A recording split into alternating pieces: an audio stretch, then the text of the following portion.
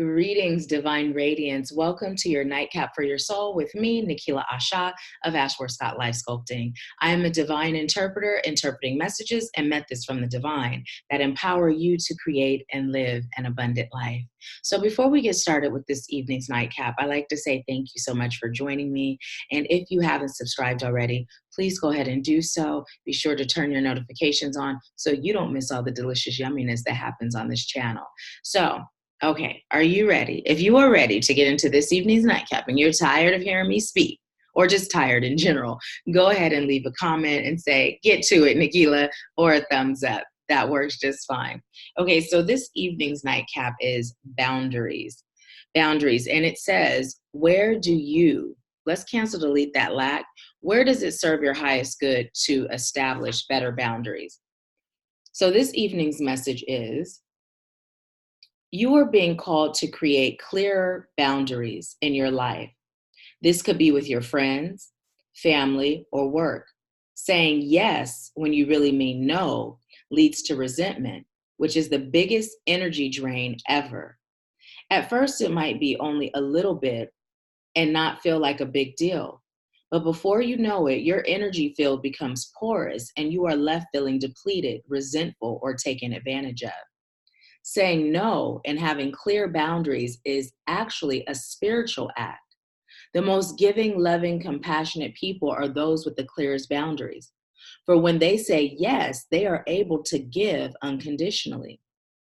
When your boundaries are clear, others know where they stand, and you are able to give freely. If you are not clear where your boundaries lie, this causes confusion, resentment, and energetic cords to be planted. If you are saying yes when you really mean no, you are likely in a position where you are lacking something yourself. Ask yourself, what part of me is lacking something from them? It could be the desire for approval, a fear of being seen a certain way, or a fear of loss.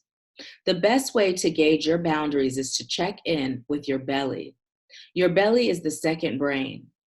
It has the intelligence known as your gut feelings. Tune into this space when deciding what is okay for you. How does it feel? What is it communicating with you? So the work your light inquiry is, where in your life does it serve your highest good to establish better boundaries? So listen, last night, our nightcap talked about seeding that light within, right? Getting on with living our purpose.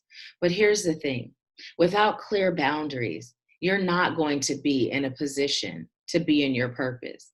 Whether you're the butcher, the baker, or the candlestick maker, if you don't have clear boundaries and you are not living and thriving in the energetic field of doing what resonates with you on a soul level, you will be depleted. So you may feel like giving and giving and giving until you have nothing left to give is an act of love. But in reality, it's not. It's the total opposite.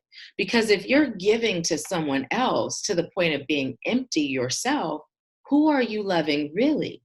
That's not self-love. And without self-love, you aren't capable of loving anyone else because everyone else is an extension of you.